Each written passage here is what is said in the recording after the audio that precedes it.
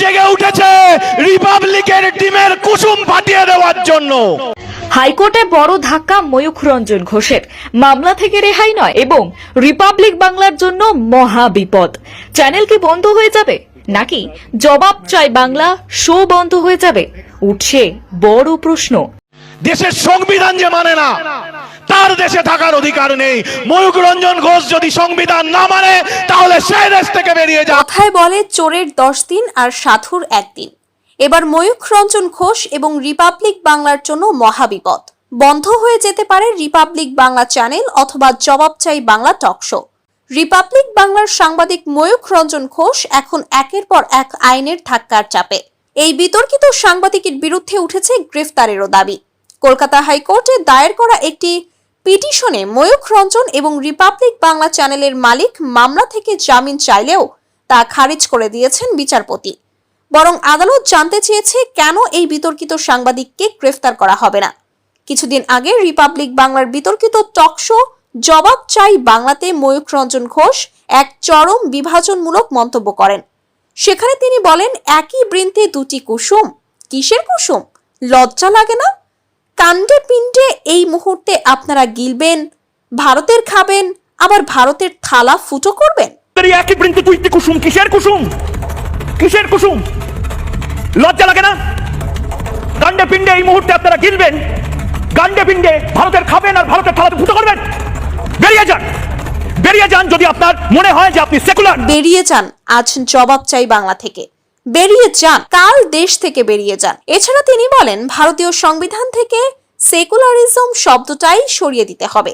তার এই মন্তব্য মুহূর্তেই ঝড় তোলে রাজ্যের ধর্মনিরপেক্ষ মানুষ ও সামাজিক যোগাযোগ মাধ্যমে। ক্ষোভে ফেটে পড়ে রাজ্যের হিন্দু মুসলিম সহ সকল শ্রেণী পেশার মানুষ।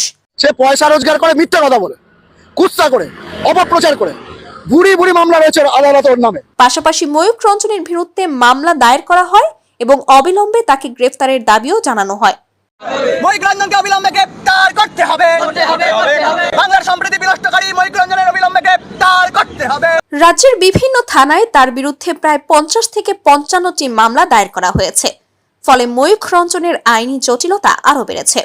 এই চ্যানেলটি প্রায় উদ্দেশ্যমূলকভাবে খবরের নামে উস্কানিমূলক প্রচার চালিয়ে সংবিধান বিরোধী ভূমিকা পালন করে। সংবিধানের ঊর্ধ্বে কেউ নয়, তাই এই চ্যানেলটি যেন সংবিধান বিরোধী কোনো সম্প্রচার না করে কঠোরভাবে নজরদারি করা হোক। অন্যথায় চ্যানেলটি বন্ধ করা হোক এবং দোষীদের বিরুদ্ধে তদন্তে অপরাধ প্রমাণিত হলে দৃষ্টান্তমূলক শাস্তি দেওয়া হোক। আমরা গোটা বাংলাদেশও খেতে পারি, আমরা সর্বভুক, আমরা গোটা বাংলাদেশ খেয়ে নেবো।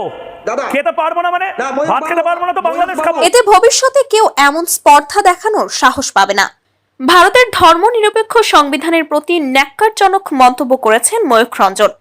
এমন সময়ে যখন সন্ত্রাস বিরোধী মামলার পরিস্থিতিতে গোটা দেশকে জাতি ধর্ম নির্বিশেষে ঐক্যবদ্ধ রাখার প্রয়োজন, তখন তিনি হিংস্রতা ও উন্মত্ততার পরিবেশ তৈরির উদ্দেশ্যে উস্কানিমূলক মন্তব্য করেছেন। এ কারণে তার বিরুদ্ধে কঠোর ব্যবস্থা নেওয়া উচিত, যাতে ভবিষ্যতে কোনো সংবাদ মাধ্যম এ ধরনের দুঃসাহস দেখাতে না পারে। রিপাবলিক বাংলা চ্যানেলটি মিথ্যাবাদী ও সন্ত্রাসবাদ প্রচারকারী একটি চ্যানেল। এই চ্যানেলটি সরকার থেকে বন্ধ করে দেওয়াই ভালো, কারণ এটি জাতিগত হিংসা ছড়ায়। ময়ূখ রঞ্জন ঘোষকে জেলে দেওয়া উচিত এবং বিচারপতি যেন তাকে উপযুক্ত শাস্তি দেন। এই ধরনের উস্কানিমূলক বক্তব্য প্রদানকারী সব চ্যানেলের বিরুদ্ধে ব্যবস্থা নেওয়া উচিত, যাতে দেশকে দাঙ্গা থেকে রক্ষা করা যায়। সাবস্ক্রাইব করুন আমাদের বাংলার বার্তা চ্যানেলটিকে।